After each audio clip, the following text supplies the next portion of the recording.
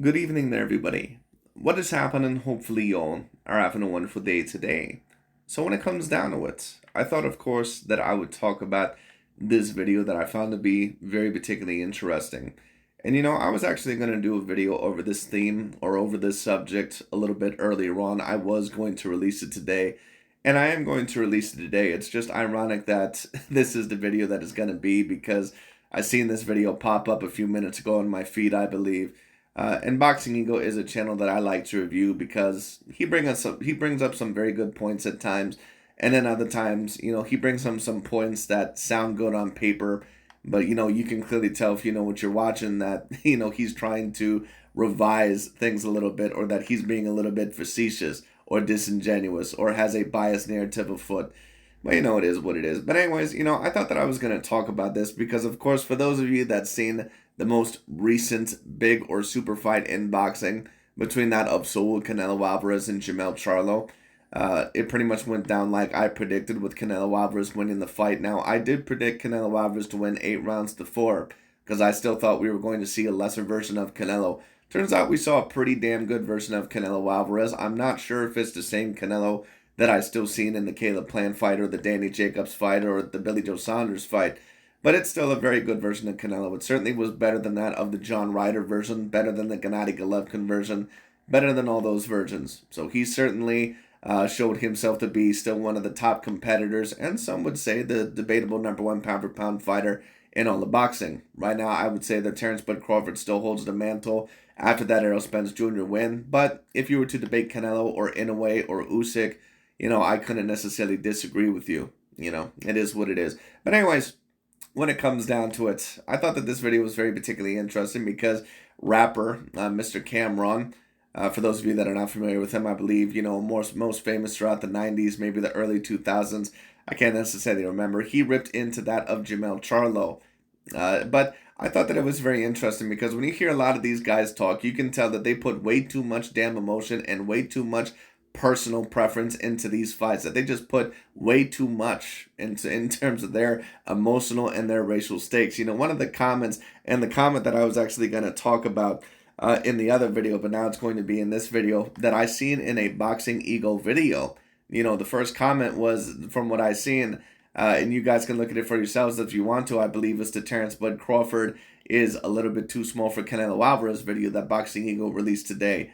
The first comment said that Jermell Charlo, I'm never going to buy another pay-per-view fight ever again. He talks all this shit, and, he talked all of that, and, he gets in the ring and he goes out like a sucker like that. He embarrassed us and he disgraced us.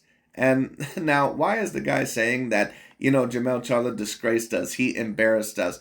You know why that is? And Dante's Boxing Nation and Aki TV, they think along these same lines.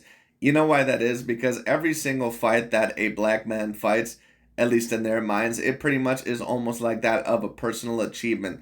They're living through these fighters, and because they believe that, the rest of the people within the United States or, other demographics, they don't believe that, we're talented. They don't believe that we're worth a damn. And, when it comes down to it, we're going to show them that we're worth a damn. So I need Jermell Charlo and I need Deontay Wilder to prove those guys wrong. To prove, something overall, to the world that we are capable of talent, when it comes down to it, or that we are something. That's basically all that tells me. Whenever you see someone say something like that, especially when they live within the same country, all you're telling me is that you're thinking way too damn much about a certain amount of the Caucasians or the Caucasian fan base or a certain amount of these other demographics. And you know how I know that? And it's very similar with these channels. Dante and Aki TV, they always love to rip these certain fighters like that of Gervonta Tank Davis or Jermell Charlo whenever they give a fighter like, a Canelo Alvarez or possibly a Tyson Fury some credit, because they're like, oh, well, clearly they don't want to piss off the racist fans, or they want to try and appease that of the other demographics. When really, when it comes down to it, it's Dante and Aki TV and Boxing Ego that are constantly thinking about that of the other demographics, because what those guys truly want is just for the Caucasians or just for that of the other demographics to love them. You know how I know that? Because when you truly don't give a shit or don't care about the criticism or what other demographics or what other people think about you, you don't put that much energy either one way or the other either in terms of hating them or trying to love them or kiss ass with them or begging them to love you. And when you when you put way too much energy into a person, and there's always that quote, there's a very thin line between love and hate. That's why a lot of people will say a hater is pretty much just a fan, when it comes down to it. When it comes to these guys that, don't have enough confidence in themselves to believe that there's something greater than that of, a lot of these athletes like that of Jermell Charlo, or these boxers, when it comes down to it. What that tells me is that you're way too focused on these other demographics. And like I said, they either go one of two ways. They either, beg certain people, why don't you like me? Why don't you like us? Why don't you just treat us the same when it comes down to it? Why don't you love me? Trying to kiss ass to them. Or they go the complete opposite direction. And they say, well, if you don't like me, then fuck it. I'm not going to like you either. And I'm going to spend the rest of my life trying to tear you down, when it comes to, and that's what Dante and Aki TVs and a lot of these other guys' goals are. They see the double standard sometimes against black fighters, and they take it out on other fighters in an illogical way. And that's the reason overall why they do this stuff. So that's the reason why they do what they do. Because they can talk all this shit, about overall, oh, their channel is meant to be an objective, illogical channel. All their channel is basically that one ex-girlfriend that's very pissed off that you no longer want to be with her anymore. So she's going to key your car. That's basically what the same report is with this stuff. They're very pissed off because a certain amount of the Caucasians, they don't love them or they don't love their fighters. Why don't you like me? Why don't you love me? Okay, you don't love me? Then, fuck you. Basically, I'm going to hate you for the rest of my life. And, every last breath until I die, I'm going to spend my whole entire life making sure that you're in pain and that you're going to suffer. And that's not someone that is just brushing off. Like I said, you're spending way too much energy, on trying to basically appease them in another way, or appease yourselves, but by still putting way too much energy. That's why I say someone who doesn't, truly care what the other demographics think about them, they're not going to put, too much energy in either of those ways. Like I said, it's either the begging or the kiss ass way, or trying to appease them, or it's the, okay, well, we're going to try to make sure you're in as much pain as possible. That's why you see all these comments about, oh, Jermell Charlo disgraced us. Or when Deontay Wilder lost, there basically was a big riot, with that of a lot of the fans because they take it so personally because, once again, they're so insecure about themselves. But, it is what it is. I just thought that I would talk about that, very particularly interesting. But anyways, Cameron, and Boxing Ego, they're going to talk about Mr. Jermell Charlo.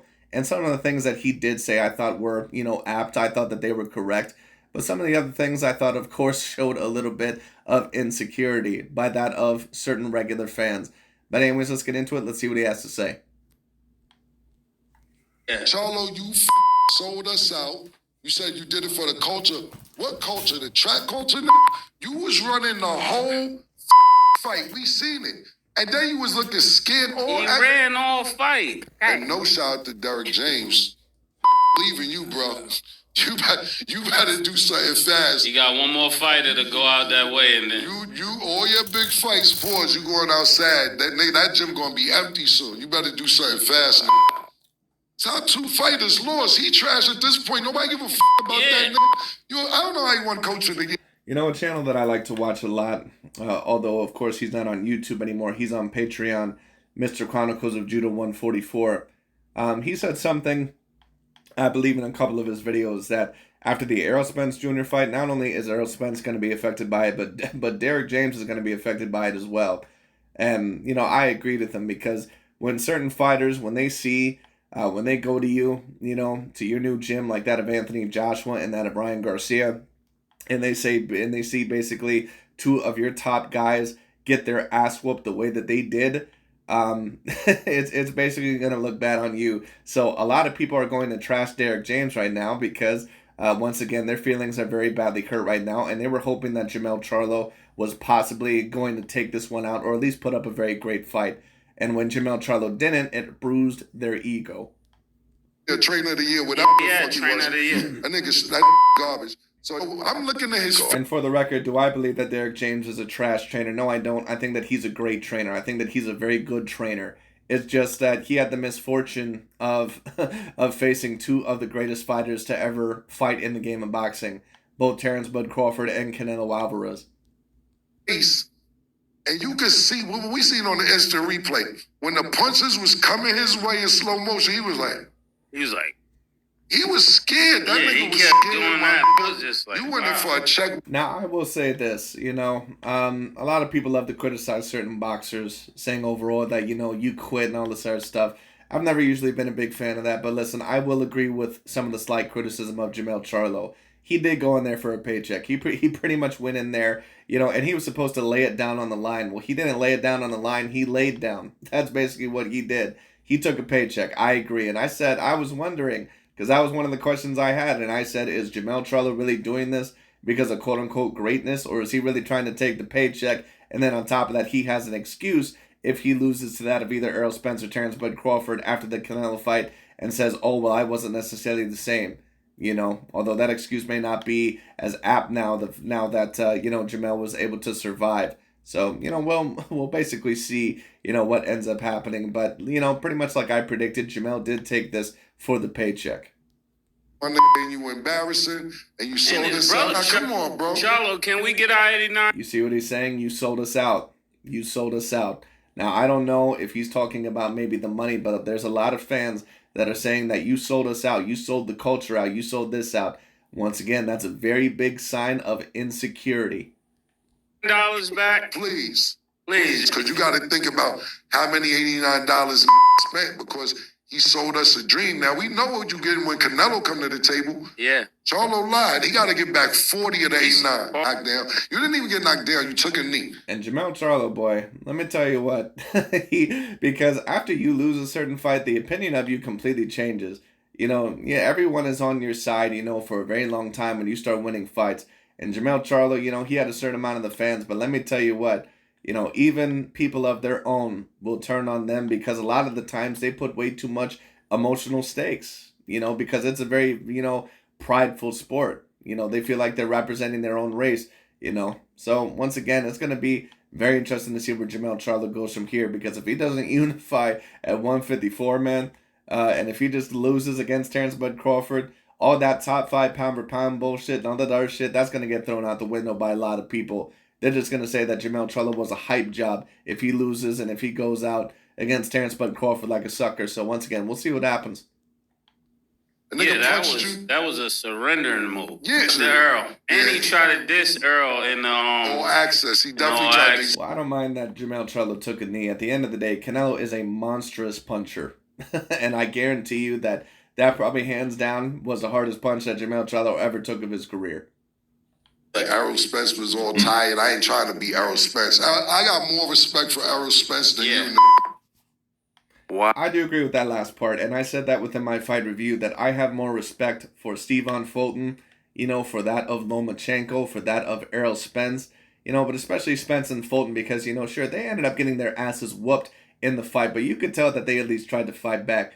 Jermell Charlo from round 1 pretty much was just running around the ring. He was throwing a couple of punches and bunches here and there, but he wasn't really trying to win the fight. Oh.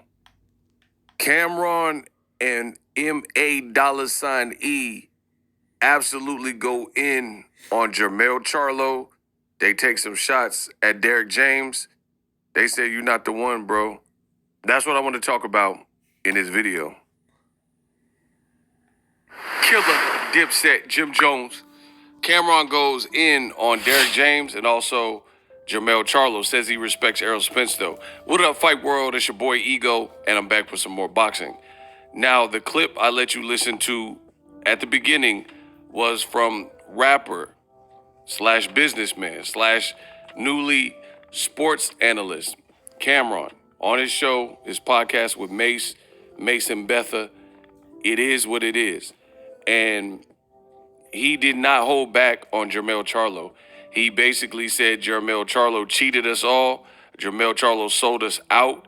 Jermell Charlo ran all night versus Canelo Alvarez. He said he was mad at Mace for dragging him to the fight. The fight did not live up to the expectation because of Jermell Charlo. So he had a lot to say, and, he just went in. Mace chimed in and said, basically, can we have our $89 back? The fight was not up to par, basically. Now, I will say this. I did the Boxing Ego watch party, and I will honestly say the If you want to learn how to edit really well from professional Hollywood editors, we're going to show you the stuff that nobody else is teaching. the fight did not live up to the expectations.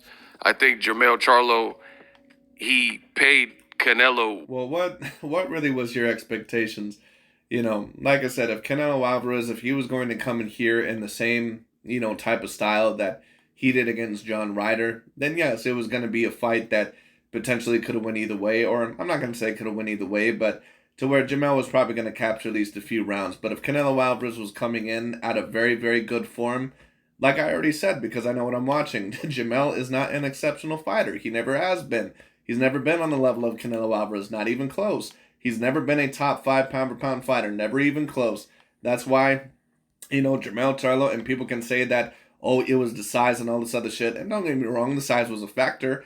I'm not saying that it was not a factor. But like I said, Jermell Charlo is a guy that could easily be fighting at 160 pounds. And Canelo Alvarez is not a dude that's a natural 168-pounder anyway. Because when you take a look at him against Gennady Golovkin, Caleb Plant, Danny Jacobs, Callum Smith, all those guys are bigger than what Canelo Alvarez is. They're all naturally bigger than what he is. John Ryder, they're all naturally bigger than what he is.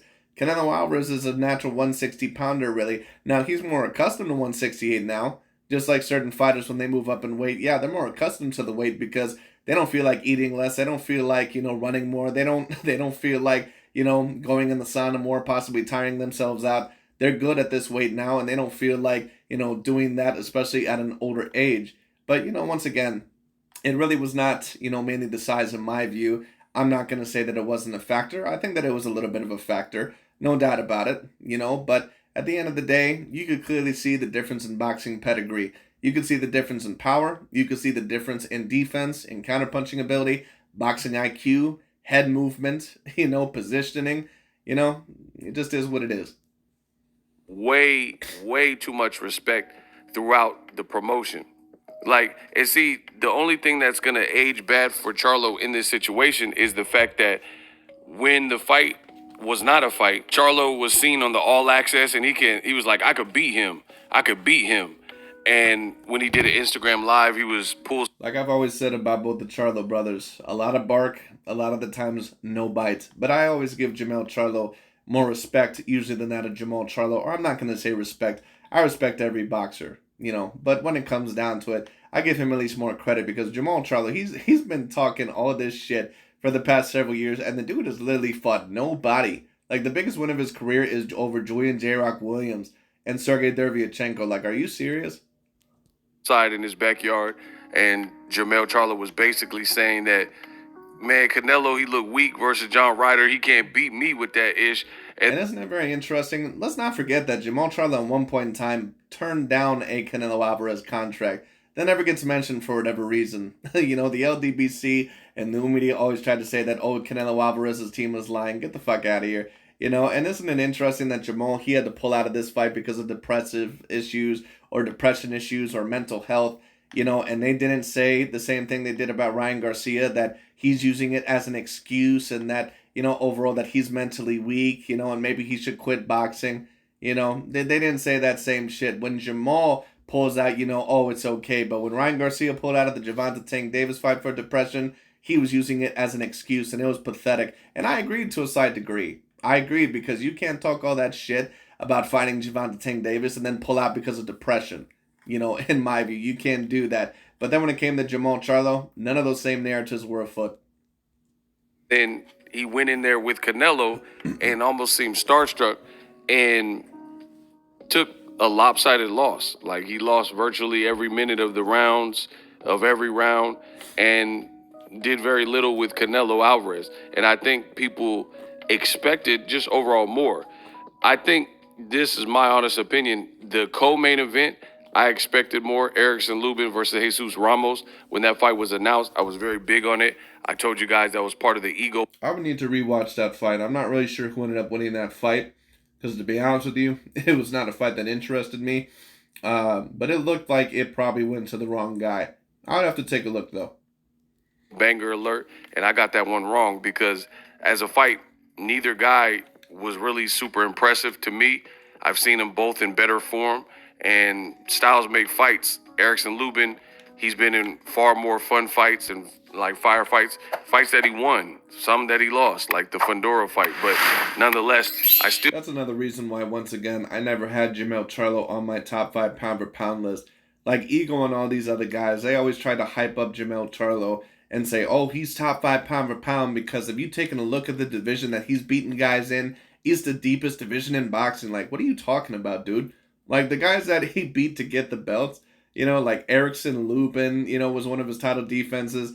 He beat, you know, I believe Tony Harrison, a dude that was knocked out 3 separate times before he got to Jermell Charlo, a guy that never won a belt, by the way, before Jermell Charlo ended up losing to him. And, you know, Chinny basically as a goddamn wet tissue paper. You know, he beat some other guys there that were okay. Like, I'm sorry, but how many great fighters did Jermell Charlo actually beat? Like, none. He beat Brian Castano. I give him credit for that one. But all the other ones, you know, they were just okay. Like, please, one of the greatest undisputed runs. Like, get the fuck out of here. Like, for me, I like Erickson Lubin versus Fundora in the loss better than Erickson Lubin in a victory, which is, to me, a bit controversial with Jesus I agree. Ramos. It just wasn't a fun fight. Same thing with Ramos. You look at Jesus Ramos versus Joey Spencer and some of his other performances, and they were far more... You know, it's very interesting because I get a lot of these guys in my comment section that love to call Canelo Alvarez or Usyk or Fury or, you know, one of these fighters that they don't like, either a great big white hype or, you know, this dude that clearly is going to get exposed. How can you say that these guys are going to get exposed and that they're great white hypes when they've already fought great fighters and beat them? Like, that's how I know that these guys have an emotional issue when it comes down to it, you know, and that they're putting way too much energy into what other people say. Because if you're calling people like Canelo a hype job, like I get these comments here and there calling Canelo a hype job, like, dude, what are you talking about? Like, Canelo is a 4-weight division champion, and he isn't just a 4-weight division champion and someone who is undisputed. Like, it's not like he's like some Adrian Broner or Mikey Garcia fighter where he just fought bums his whole entire career. Like, the dude fought Golovkin, Lara, you know, Cotto, Kovalev, Bivol, you know, Chavez Jr., you know, fucking Saunders, Caleb Plant, Smith, you know, both the Smith brothers, you know, even though I don't think that they're really elites, but Callum Smith, in my view, you could debate was at least A- at that weight division, you know. He fought some other great fighters like Danny Jacobs, you know, Golovkin, if I didn't mention him. So it's like, dude, what are you talking about? Austin Trout, and he won the majority of those fights. It's like, so that's how you know someone is just hating.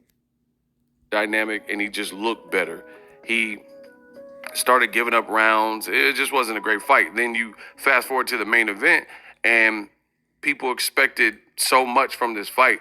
Now, I will say this. Even though I was disappointed with the fight of Canelo Charlo, I wasn't as disappointed as a lot of people, and I'll explain why.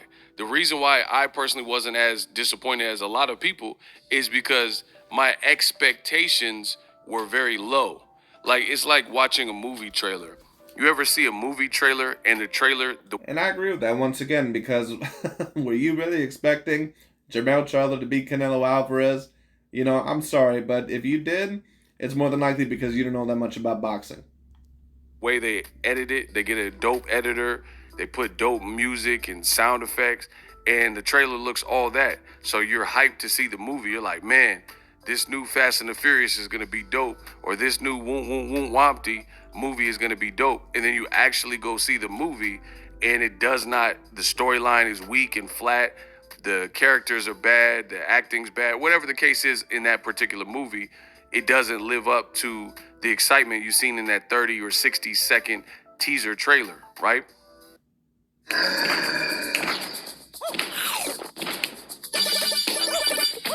Excitement you've seen in that 30 or 60 second teaser trailer, right? Versus there's some movies where you haven't really heard much, you haven't seen much promotion from that movie, and maybe you were just browsing on Netflix, bored, you see an actor or actress that you recognize, and you say, this looks interesting. You read this synopsis and say, this looks interesting, let me give this a chance. And you give it a chance, and you're like, holy ish, this is a dope movie. So for me, I love the second example where you're just browsing and you're pleasantly surprised with the movie.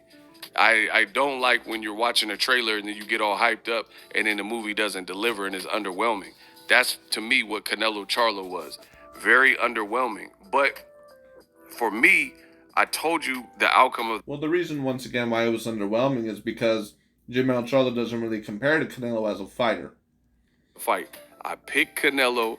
I told you it was going to be a unanimous decision, and I told you that size matters, weight matters, whatever you want to call it. I didn't see Jermell Charlo moving up 14 pounds to do something with Canelo. I mean, Canelo's fought a bigger puncher in Triple G at 160, and he had 24 rounds with him. And then he later fought him at 68, which really wasn't his division. And he did get hurt in that fight.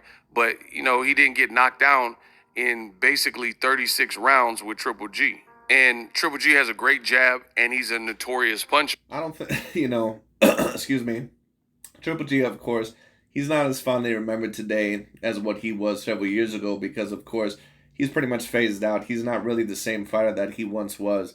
But, you know, Triple G, you know, I don't think a lot of people really are going to remember how talented he actually was. Now, I don't think Triple G, I'm not really sure if I'm going to remember him as one of the top 20 or 30 fighters that ever fought.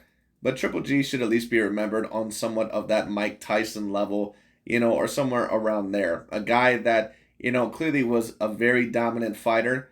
But, you know, when he fought that big fight, you know, of course, he just ended up coming short. But, of course, he ended up coming short against one of the greatest fighters of all time. You know, remember, Dante and a lot of these guys, they always tried to say that Gennadi's career was a failure and that he was the most overrated fighter and a hype job because he ended up losing to Canelo Alvarez, you know, the biggest fight of his career. What does that make Jermell Charlo? And Deontay Wilder, what does that make those fighters? But you won't hear that same energy with those type of fighters. Or Errol Spence Jr. So 36 rounds with, hey, no, guys, it's big dramas, punches, nothing. But it would have been a very interesting fight to see Jermell Charlo versus Golovkin. Personally, in my view, I think that Golovkin would have teed off on him. You know, Golovkin was no joke. Not only was he a guy that could punch, but he was a dude that, you know, was pretty technically sound. He had a little bit of problems, you know, in certain things here and there, like fighting on the back foot slightly. It wasn't that he couldn't fight on the back foot. It's just that he wasn't a super speedy guy. And on top of that, you know, he didn't always have the greatest head movement, but Gennady was a elite level fighter. And that, to this day, in my view, still remains Canelo Alvarez's biggest win. Guys, Kazakhstan, you know, 36 rounds with him, and you never drop. So in one fell swoop is... Yeah, that's another great point, too. Canelo Alvarez, Canelo, at least when you talk about all-time great fighters, he might very well have the greatest chin that I've ever seen. Somebody really, truly, just think about, all you have to do is think about it, and then you'll see why me and Kamal Oz, Ego's Army, kept telling y'all how this fight would play out. It's very... Because think about all the punches that Canelo's been in the ring with. He's been in there with, you know, I don't know if you want to count Araceli Lara. He's a good puncher, but, you know, he's not really a one-shot knockout guy. But, you know, he has his power, if you want to count him. You know, you have him, you have Miguel Cotto, you have Danny Jacobs.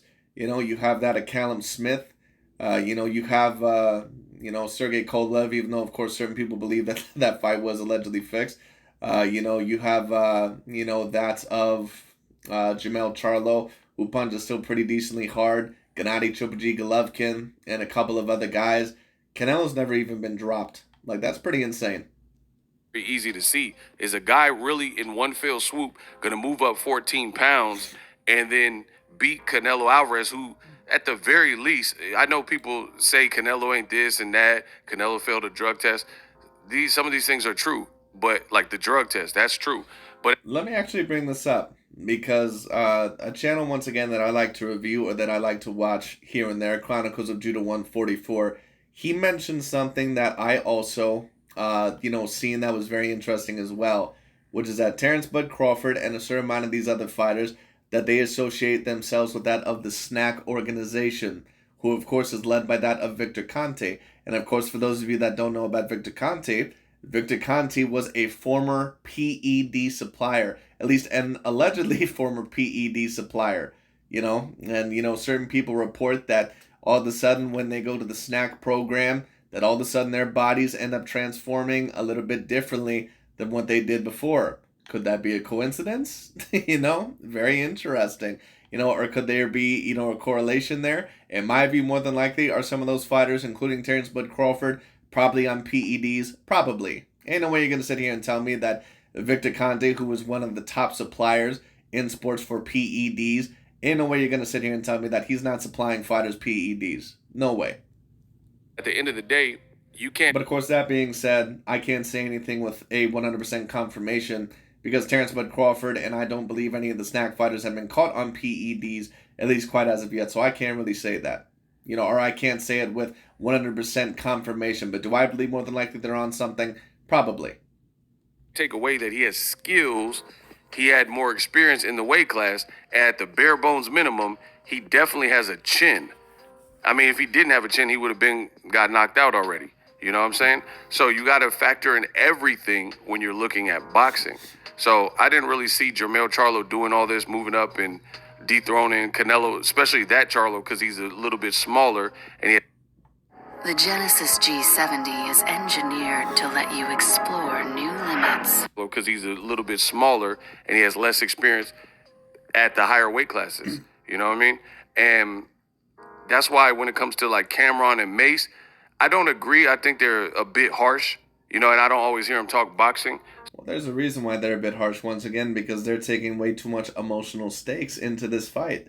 And that's why you hear so many people saying he disgraced us, he embarrassed us, because they're hoping that Jermell Charlo is going to make them look better as a whole. And when you get to that point, you're taking it, a little bit too far and you're getting way too invested.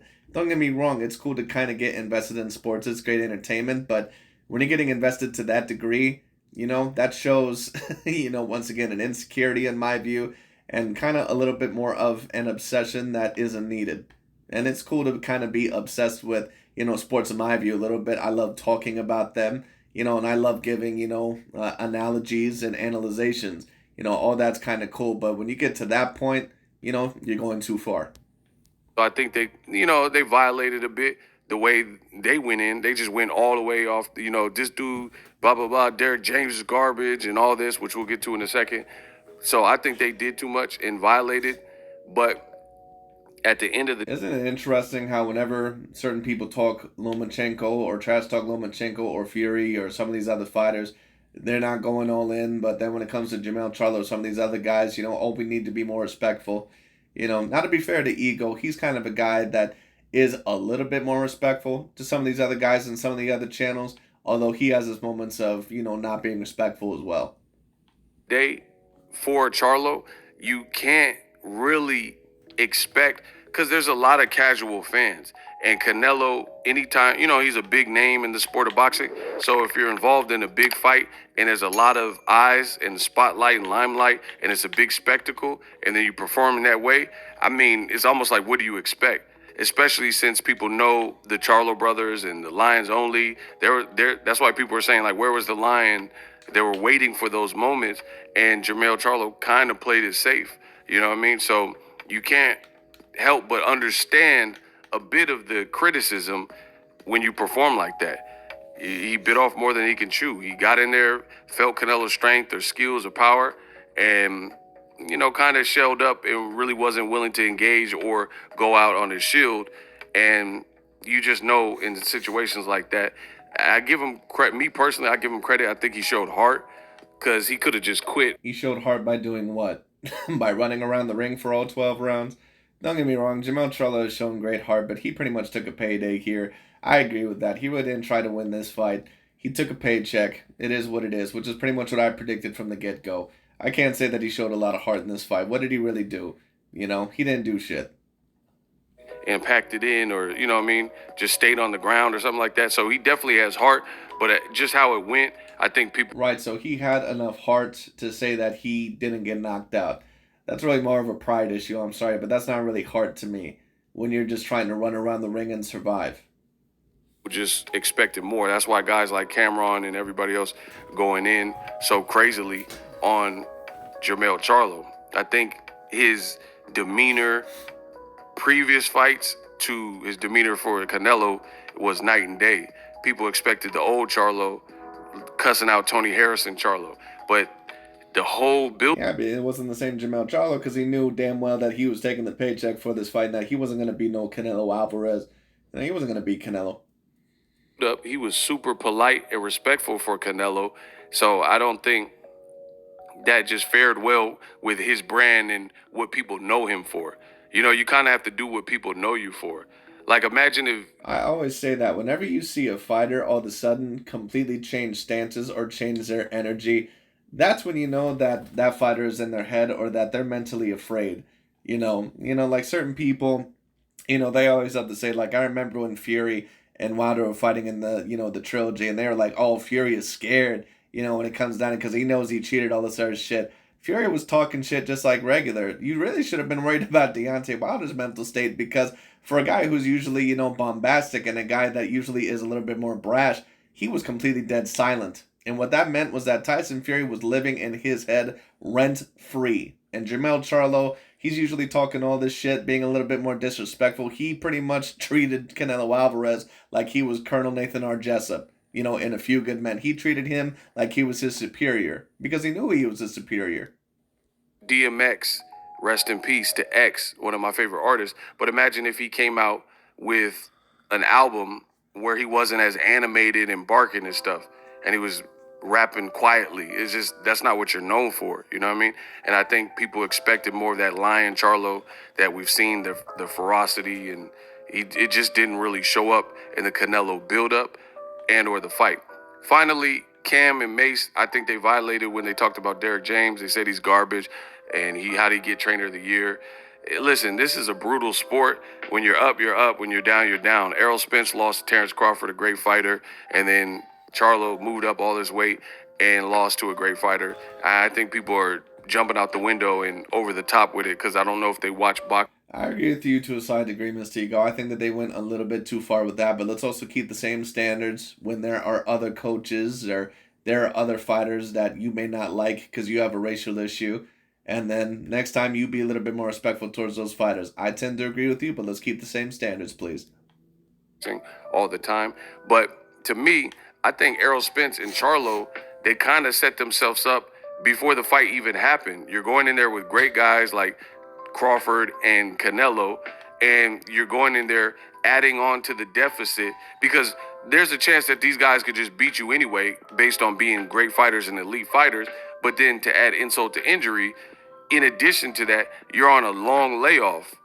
Both Charlo and Errol Spence, and they both have recent injuries. So no one else uses the excuse of a long layoff when it comes to a fighter that they don't like.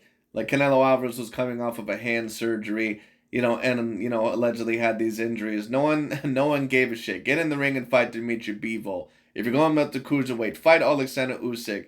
All this other shit. Like, no one seems to care when it's a fighter that they don't like. But then when it's a fighter that they don't like, all these excuses come up. Like, I'm sorry, but a year layoff is just not enough to me to look like that. So when you start stacking up all the disadvantages, plus you're fighting an elite fighter, usually it doesn't play out well. Charlo moving up 14 pounds, being on a 16, 18-month layoff, coming off of an injury with no tune-ups, no experience at 160, no experience at 68. Errol Spence recently detached retina, Errol Spence having issues with his mouth. Oh, here comes the Errol Spence Jr. excuses. Piece, and this is his first fight. He's trying a different mouthpiece, and Boxing Ego is still so very depressed that Errol Spence Jr. lost that fight to Terrence Bud Crawford. Coming off of a long layoff of inactivity and you fighting a guy like Bud Crawford, it's like you're almost asking for trouble. So more so than like Derek James and the training methods and stuff, I don't think it was that. I think they were disadvantaged and they were almost down 2 rounds. Errol Spence also gave up a lot of ground to Terrence Crawford. Oh, please. They weren't down that much ground. Jermell Charlo, you could maybe say, had more disadvantages than Errol Spence Jr., but at the end of the day, Jermell is somewhat comparable in size to Canelo Alvarez when he truly wanted to get a little bit bigger. It's just that the skill set is nowhere near comparable. Not even close. When you talk about, Jermell Charlo versus Canelo, there's a difference between a borderline great champion and an exceptional and all-time great champion. It just is what it is. Canelo's one of the greatest fighters to ever fight in the boxing game. Jermell Charlo is a unified champion, but he's not going to be remembered like that because he isn't like that. With coin flips, gave him more money, stayed in negotiations long. Crawford got a tune-up in December. He was out of the ring since Ugas. When you do all these things, It's just like good luck. Imagine playing Kobe Bryant or Steph. Right, but if it was on the other foot, Mr. Ego, would you be saying, all these excuses about Terrence Bud Crawford? Or would you say, oh, well, that don't sign the contract? This is what always annoys me, because when it comes to people's favorite fighters, they always love to, detract from the win if their favorite fighter loses. But then when their favorite fighter wins, then all of a sudden everything is A-OK. And that, oh, you're making excuses if you're trying to detract from the win. That's why it's very obnoxious. Curry, and you have two disadvantages against you. There's a chance you can't beat Kobe or Steph as is. But then when you start adding, like, you rolled your ankle and you can't really move, your mobility, and you haven't played ball in 6 months or a year plus, I mean, the more you add to it, the worse it is. And that's kind of what we've seen in those two fights. Let me know what you guys think. Drop your thoughts in the comment section. What we've seen in those two fights, and I'm not saying that there was not certain disadvantages, like with Errol Spence having a year layoff, maybe being a little bit rusty. But like I said, if that was a factor, it was about 10% of it, in my personal view. And Jermell Charlo with the size over Canelo Alvarez, that was about 10% of it. The reason why they lost the way that they did is because they were nowhere near close in terms of the boxing IQ and in terms of the boxing game as what their opponents across the ring were. Now, a fighter that you can argue that when they lost, they just kind of were a little bit off, or maybe they were a bit rusty, you could tell, was maybe Josh Taylor versus Teofimo Lopez. Even though Teofimo, he showed, in my view, to be probably the better fighter in the end. But you could tell that Josh was a little bit rusty because, he kind of did not look like himself, in my view. He didn't look like he had great stamina in the second half of that fight. But at least the fight was, somewhat close. The fight now, a lot of people, of course, say Josh, got dog-walked. I think that it was probably around 7 rounds to 5, 8 rounds to 4 in favor of Teofimo. I don't think that it was like 10 rounds to 2 or 9 rounds to 3, as a lot of people tried to say that it was. But Teofimo, he clearly won the fight. That's a fight where you can say, okay, you know what, rust clearly was a little bit of a factor because the fight was close. Spence and Charlo didn't just get their ass completely, cakewalked just because of a year layoff. I'm sorry. You don't get your ass whooped that badly just because of a year layoff. You get your ass whooped that badly because the guy is that much better than you. In the business, and it's not even close. And I'm out. But anyways, that's pretty much about it for today. Thank you guys so much for watching. I just thought that I would talk about that. Very particularly interesting. But that's pretty much about it. Thank you guys so much for watching. I'll talk to you all later, and we'll see where both Jermell Charlo and Canelo Alvarez go from here. As for Derek James, he is going to have to come up very big in his next fight. I don't know who else he has in his stable. Anthony Joshua. Oh boy, could you imagine Anthony Joshua versus Deontay Wilder next? And AJ gets knocked out within about 3 rounds. Derek James' career as a coach would be over. But like I said, we'll see what happens. Anyways, that's pretty much about it. Thank you guys so much for watching. I'll talk to you all later.